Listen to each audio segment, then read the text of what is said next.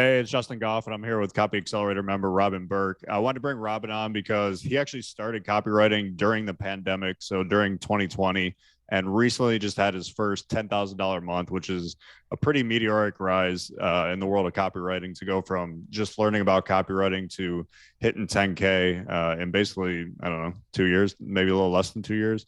So kind of, he's doing great. So I wanted to bring him on to chat about that. Interesting thing. So you and I were talking a little bit before the call. You have a very, I would say, interesting past of everything you've been in between being in a punk band, being an addiction counselor, working at a wine shop, and then fell into copywriting. Let's start with kind of how you got where you were before copywriting. I think people would be really interested in hearing how that went. Sure. Well, thanks a million for having me on. First of all, it's a huge honor. I watched a lot of these episodes and other people have interviewed. Never thought I'd be hopping on so soon. It's really wonderful, and it has been a couple of years of copywriting, but I was doing it as a side hustle early on. So it's 8 months ago I joined Copy Accelerator, and my income was back to zero then, and 6 months ago started doing it full time. So this is month six here, crossing the 10K mark, as a full-time copywriter, and it's really exciting. um, really good. So let's see, 2020 I was working at a drug and alcohol rehab out in Connecticut, where I live now, and it's a place I went to myself. It's like a inescapable fact, or it's something I embrace now. It was difficult, before, but now, let's see, 9 days from now will be 4 years of recovery, sobriety for me, and it's the most important thing in my life. It's where everything uh, stems from. It's like a rebirth in many ways. So at the time, I was working there as a counselor. The pandemic hit. It was a scary time at the beginning. Nobody anywhere knew anything about it, and we opened these quarantine cabins for new guests coming in. And so I volunteered to do the overnight shift in these cabins, 8 p.m. to 8 a.m. And so I had to stay up all night. And it's right then, I don't remember the exact moment, but it's right then when I discovered copywriting. And so those early months, I did that for about 2 months, 3 months, the overnight shift. And those early months were magical, staying up, reading. It's really exciting. I think anybody can relate to that at the beginning, the discovery of copywriting. Most people who come across it already enjoy words, enjoy writing, enjoy the flow of words. Um, and I'd never really considered, realized that, you could make money from it. I thought, okay, I could write short stories, poems. I've done that in the past, but it's hard to make any money really with that.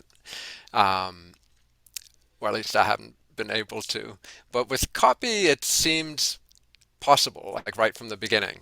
And and I did quickly get a first client who I kept for almost a year. That's when I was writing B2B cold email copy. Um, and that was great. It was a great learning curve for me. I ended up copy chiefing a small team of people from India, Turkey, the Philippines. So I wasn't writing as much at the beginning. I was, but afterwards it was more editing and coaching them. So it was a good way for me to learn by coaching Right. people who are just getting started. I'm curious in those. So okay, you're working this job, the nighttime shift. You obviously had probably a bunch of time to kill. Um, what was some of the copy stuff that you were going over? Was it old like Gary Halbert books? Was it YouTube videos? What kind of was your thing? It started with a course on Udemy. It was like a $20 course. I forget her name. She's over in England. And it was a great beginning. Um, it's a funny short name. It'll come back to me. Anyway, it was a great beginning, and then from there, yeah, I discovered I discovered the Justin Stefan group, the Gary Halbert. I read a whole lot of his stuff. I ordered a lot of the books, I have them lying around. I've read some, I haven't read them all. I mean, it quickly, I mean, that sort of honeymoon period was wonderful, but it quickly became overwhelming after a few months. Um, so yeah, so I kind of went around all over the place, you know, digging What up as much as I could. one question I have that just popped in my head. So going through as much kind of counseling and stuff as you have and running counseling groups, how has that affected your copywriting? Do you feel like it's helped? Because in my head, I'm assuming the depth of understanding what kind of makes people tick and what their pain points and stuff. I'm assuming it's probably gives you a pretty good idea of what's going on inside of people. Yeah, that's a good question. I think I've, through my own experience and the experience of working with others, when they're at their weakest, really, has helped a lot with the empathy, the connection. That's really important, uh, just for human development and in copywriting as well. Um, how, however, I mean, I have this constant back and forth between, trying to keep my principles and the principles I've learned in recovery of, honesty, tolerance, humility, all that with, in copywriting marketing, you very quickly can come across the over the top, do anything for the sale kind of stuff, which I think is what kept me away from that world for a long time, but which I've managed to now sort of bring the two of them together more. That's good. I mean, I like that you pointed that out because it is one of those things. Everyone has their own kind of moral line, I like to call it, where it's like, I'm okay with doing this, I'm not okay with that. And it's one of those things you do have to deal with especially as you get better, because you start to see like, oh, if I tweak it and say it like this, I guarantee the conversions will go up a lot. But now I'm like in a gray area, or saying a half truth or something like that. Yeah, that's a really important point. But I love the fact that you kind of brought that up and sticking to kind of your beliefs and your moral system in terms of what you're okay with writing. Yeah, I mean, I try to. At the same time, I joined a few groups and I have those expenses to pay, so I've been saying yes to pretty much everything at the beginning, especially since I didn't really have a particular niche. That was the big thing at the beginning. I just I kept hearing you got to find your niche, and I got frustrated trying to figure that out, until I just kind of let that go and just started saying yes to gain experience in all sorts of fields. And I think for a beginner, I mean, at least for me, that worked well, and it's still what I'm doing, although I'm reaching a new kind of overwhelm now with just having to switch my brain over from weight loss to survival to menopause products to all sorts of different well niches of products and styles, from emails to sales letters to leads to uh, YouTube ads and Facebook ads. So I'm still, I haven't learned yet to say no, but as I've gained more confidence in my writing and built up the portfolio, which was pretty empty, now I'm getting closer to that point where I can pick and choose more. But at the Nice. beginning, it's not, I Yeah, kind of had to say the yes to it beginning all. you is usually I think the way you're doing is the smart way to do it, where it's like just kind of say yes to everything and just get the reps in, Mm. because nothing matters more in those first kind of couple of years than just getting reps in, whether it's writing a bunch of emails or YouTube ads or leads or whatever it is. Right, it's like a it's the only way paid to get better. training in a way. It's I got to try it all before I knock it, and I'm getting paid to do it. And I learned, it's been new to me, the dealing directly with clients. I mean, past jobs was always just I had a job to do. So here it's me dealing directly with people, so talking about pricing or money, or it's tricky trying to, market myself and ask for a certain amount, or those things were very new to me and still are. Um, that's still a tricky aspect of it. Yeah, I mean, you're definitely not alone in that. Because it really is kind of like learning two different businesses when you're starting out if you're going to freelance, because you have to learn the freelancing side invoicing, what to charge, how to manage clients, how to talk to clients, how to sell clients, and then you have to learn the whole copy side. So it really is kind of like learning two entirely different businesses, as opposed to if you were just like a full-time employee kind of copywriter.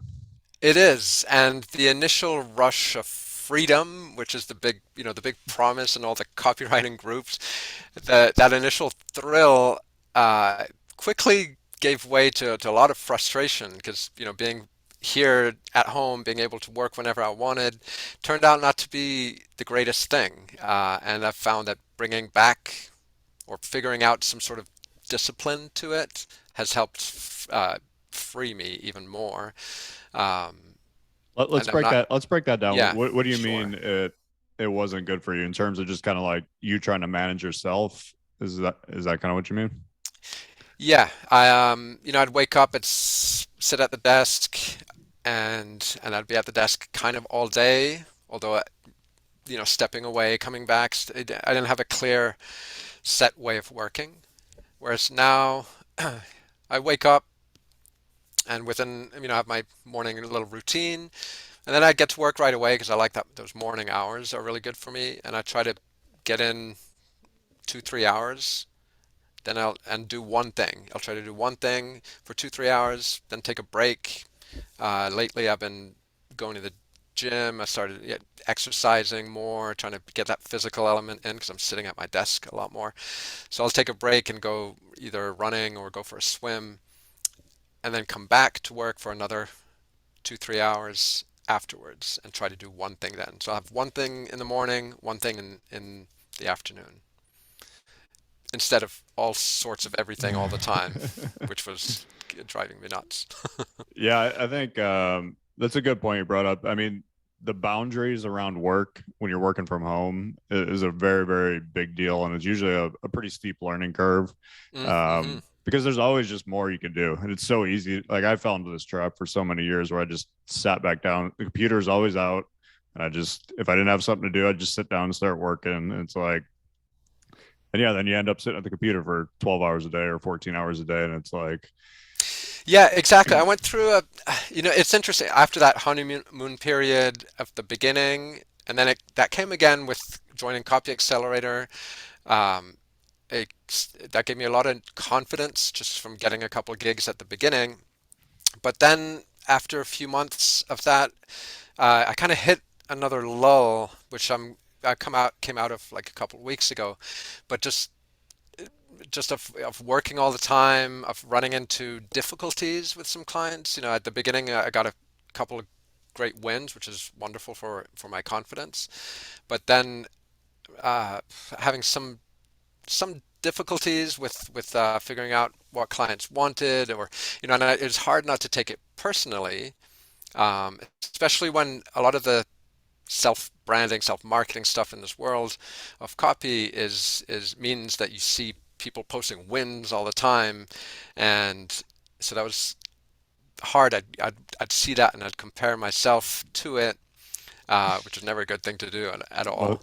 most people are losing more than they're winning in copywriting, despite what you see on Facebook and what you hear. That I mean, I think that's just the reality of copywriting. Like Yeah, you're going to even the best, like maybe bat 500. I mean, Stefan's been on more of a tear than that lately, but I mean, some of the best Agora writers I know that make $1 million a year, they're like, if 3 out of 10 that I write end up working, like I'm super happy.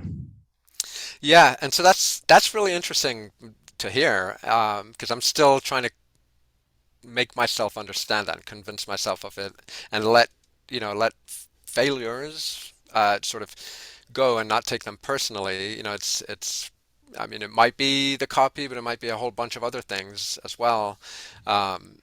But it's hard. It's been hard to let some of those things go. Yeah, very understandable. I mean, it is a sticking point, I think, for a lot of copywriters because most copywriters tend to be perfectionists and Mm. think they should think everything that you write should win. But I mean, it really is a hard. If that's kind of your thought, it's a hard profession to be in because it is just the reality of it. Like you're going to lose more than you're going to win. It'd be like I don't know if you played on the PGA Tour, like even if you're great. like you might only win 3 times a year. Like you're not going to win Yeah. every tournament. That's just not how it Yeah, works. exactly. I like that analogy. The analogy with baseball also, like great hitters, their average isn't Yeah. 700 or point 700, whatever it is. It's Yeah. If you go it'll three be. for 10, you're in the Hall of Fame. Yeah, right. So yeah, so that's been a huge part of the learning now, um, and balancing it out. So because I didn't want, I didn't have like, it's not that I had a soul-sucking job or anything like that. I know a lot of people come into copy to get away from the work. I really did enjoy what I was doing, but I felt I could do more because I knew I could write well, and with this discovery, is like, oh, I think I can, a personal goal. Because with my past addiction stuff, I had a huge debt racked up, which I managed to pay off in my early couple of years of recovery. That was a big milestone. But at the same time, I'd never really saved money, never been good with money. So that's been another part of this whole learning thing is managing money, being okay with money, trying to get more coming in. Hitting this like 10K month, which I just did, and then aiming for like a six-figure year. Things that didn't seem or weren't within the realm just because I didn't save money at all before. Um, so but at the same time balancing that with life. Right. I didn't quit one thing to start working nonstop all the time in another. Right. So let's one thing I want to dive into is kind of those first kind of year or 2 years as a copywriter. It tends to be like drinking from a fire hose where it's just so much information, so much things you're learning. And then things kind of start to slow down a little bit and you like things start to click like one by one and you're like, okay, now I get this, now I get this. Um, I'm curious if there's kind of stuff you get now that you understand now that you're like, I wish I would have realized that 2 years ago. Hmm. Um, let's see. The It's been a big help. I mean, it's been a big help getting feedback from people.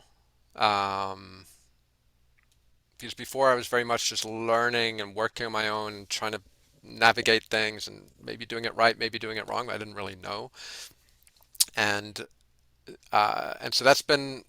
I mean, it's really with joining the groups that seemed too far out of my league earlier on, but now joining them and getting exposed to people who are ahead of me, way ahead, but who started somewhere. Everybody starts somewhere, and and I've learned that a lot of people in this copy world are very supportive. Great community, within the Copy Accelerator group, it's fantastic getting feedback and support from people. Um, so asking for help, that's Yeah. a big one that took me a while to come around to. And it's funny, I mean, it's the same analogy with like recovery stuff. That's the big obstacle at the beginning is asking for help, sort of, surrendering to that you can't just do it all on your own. Um, It's hard. and I yeah, almost feel like it's one of those things too that, especially as men, it's even more hard. Like I feel like women are much more inclined to ask for help because men we see it as a weakness and like that's like our biggest bit of shame is just appearing weak in like any fashion whatsoever. Um, I mean, I know, especially for me, it's like, yeah, my go to when I kind of feel is just to like close off, block it out, act like it's not really there or whatever. Um, I think a lot of guys are definitely like that. But I agree with you 100%. It's something I wish I would have done earlier on as a copywriter, getting the feedback and kind of just being around more people who write copy. yeah.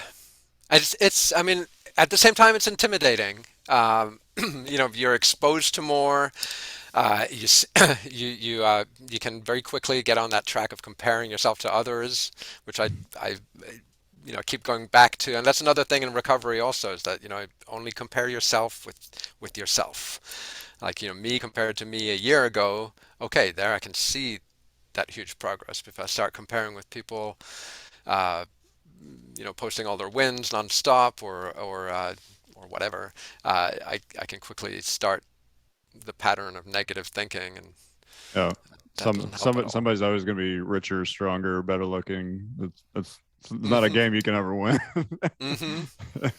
Yeah, and I know those things now, but it's just a daily practice work of doing the things, coming back to reminding myself about the don't compare, but uh, but but but find common ground, uh, and support within the community.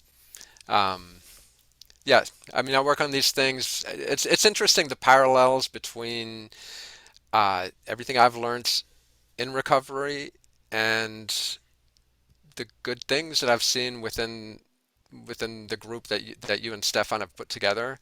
Because it could easily have become just a race to the top thing. And while there is still that element, of course, of succeeding, there's a great community, supportive, welcoming aspect to it, um, which which I've really enjoyed and am enjoying. Nice. All right. So we said feedback was a big one. I'd be curious, is there anything you kind of know now about working with clients that you wish you would have known 2 years ago? Because I feel like that's probably a huge area where you've gotten a lot Mm. better in. Um, Anything you kind of know now that you're like, oh man, wish I would have known that. Yeah, a couple of things. I mean, on the money side, it was tricky to ask for money before I had done any work before. Uh, but after, I don't know if it's an inevitable burn, but I got a couple of clients either who I think everybody has paid, but some of them it was a real drawn out process. So now asking for 50% up front, which is still tricky when it's a much bigger thing. Um, and so there's that side of things. I think uh, having deadlines is good. I know there's one project I'm working on now which should be done, but because it's kind of open in terms of deadline, it's not quite done. So we'll be wrapping that one up within the next few days. Um, Clients in general, I've found that some projects which seemed wonderful have stalled because of just how we click together, and that'll be different for everybody. But the relation, and that's also led me into, like, there's a new project starting up in a whole new field, which I don't know that it really would have drawn me in at all before, but we hopped on a call and had a wonderful interaction and great call. So that side of things is probably the most important, just getting along with the client. Yeah, I mean that's one thing I talk to copywriters about all the time. I'm like, a lot of what it comes down to in this business is like, do I like this person or not? Yeah, Like they'll pick it's the true. person they like and get along with 10 times over the person that's a better copywriter, actually, in a lot of cases where it's just like, if you meet at an event or you're talking on Zoom and you and the other person are getting along and there's kind of chemistry there, that that means a lot. It means a lot more than I think most copywriters give credit to. Hmm. And then what was the other thing I was thinking is, oh yeah, that there are going to be, if you're not used to, like, if you're coming from a regular job with the paycheck coming in every 2 weeks, uh, you'll be surprised at times, both positively and negatively, by the income fluctuations. I'm still trying to stabilize that a bit, but there's been great things about it because like, all of a sudden making X amount, but then there have been other times where it's been kind of tight and drawn out. So that was a new sort of thing to navigate. Um, and I see how that works now. I'm just trying to raise the bottom, I guess, so bring the bottom higher, so at least it covers whatever expenses there are, and then enjoy the upper fluctuations. Right. Love that. Yeah, I mean it's a real issue for I think for a lot of freelancers is you have the 10K month and you have a 2K month and you have Mm. a 12K and then maybe you might have 2 months where you don't make anything. And then I mean it's just the roller coaster and if you've been doing it for a few years, you have a better idea of like, okay, I generally make 100K in a year, so I can budget that. But yeah, it does take a little getting used to, especially as you said, if you're coming from the traditional 9 to 5 world where steady paycheck every 2 weeks, it can be a big shock to the system. Hmm. Yep, definitely. And then Um, there's the hidden expenses too. You know, the hitting that 10K month is not quite that because you got to take out, almost a third in taxes. There's the health insurance to take care of. There's whatever other expenses. So it drops down quite quickly. One thing I want to dive into, so kind of where you're at now, you've hit a pretty good stride. You were doing kind of 5K on most months. Recently had a 10K month.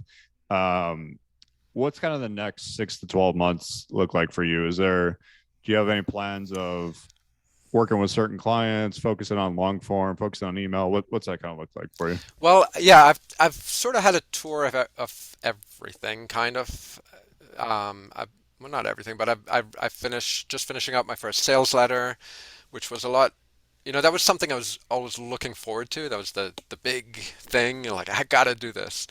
It was a humbling experience. It was a lot harder than I thought because I can sit down, write an email, even if it takes me 4 hours or whatever. I can do it in a day, and I can get better and faster at it. I can wrap my mind around the whole thing. Whereas the sales letter is there's a lot more to it, a lot of moving parts, a lot of different elements, and it's hard to see the end at the beginning.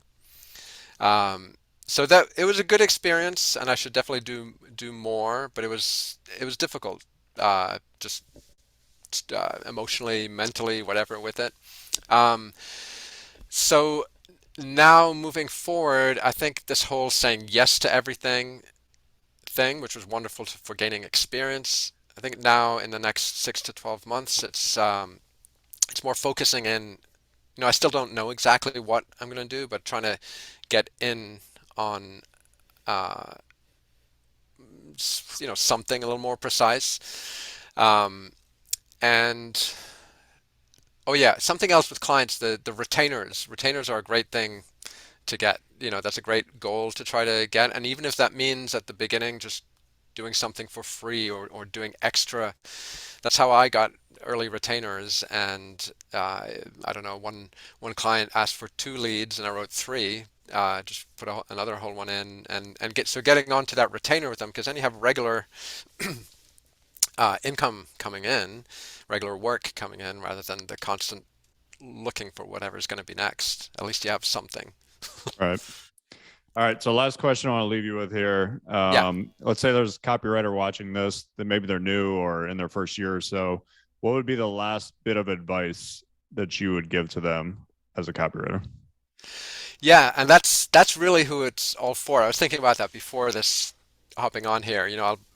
There'll be people I know commenting, and it's great, and probably not watching, but it's really the people just starting, because that's when I was watching all of these things. And the main message that I would have is just to stick with it and to start believing that the change is possible. Um, I bring it back, just from my experience, I bring it back to this quote in very early recovery that marked the change for me. It was nothing changes if nothing changes. And so that's when I started realizing like, oh, I got to do something different if I'm going to see different results. So, just learning to stick with what you're learning, to try new things, to try something that seems a bit scary, because that's the way that you grow. Do something that you don't think you can do. Do it, and it doesn't really matter if it's good or if it's bad. At least you did it, and then you know that the next time you might be able to do it a little bit better. So just getting out there and doing it, keeping that hope alive, sticking with it. Love it, man. Yeah, the commitment's so big. I'm glad you brought that up because it is. I mean, there's a lot of stories of people that hit the road running and just right away do well, but the large majority, including myself, it takes a while. Um, Yeah, so I mean, the and yeah. commitment is really one of the biggest parts of it. So I'm really glad you brought that up. Awesome, man. So appreciate you coming on. Appreciate you sharing your story. I mean, you've had an incredible run of success for so early in your career. It's pretty amazing to watch how Yeah, quickly it's you've it's gotten been there. wonderful, these first few months. I mean, it's already been up and down, but it's coming together kind of, it feels like. A lot of it is just me in my mind, putting myself down or whatever it is. So I know I'm doing all right if I can take Yeah, that step you're back you're from it. doing great. You're doing great, man. So if you're watching this and you're a copywriter or an aspiring copywriter, there's two links in the info box down below. One is for my direct response millionaire blueprint. If you want to check that out, it's free. It's an opt-in, teaches you everything I kind of know about copywriting and creating offers. Second link is for the Copy Accelerator program, which Robin is a part of. If you want to get feedback on your copy, be in our group. Check out that link below. It's down in the info box. Robin, loved hearing your story. Loved having you on. I think it's going to help a lot of people and inspire a lot of people. So very thankful that you came on and shared everything. Thanks, Justin. Thanks a million. It's really an honor to be here. And for whoever's watching, you can do it too.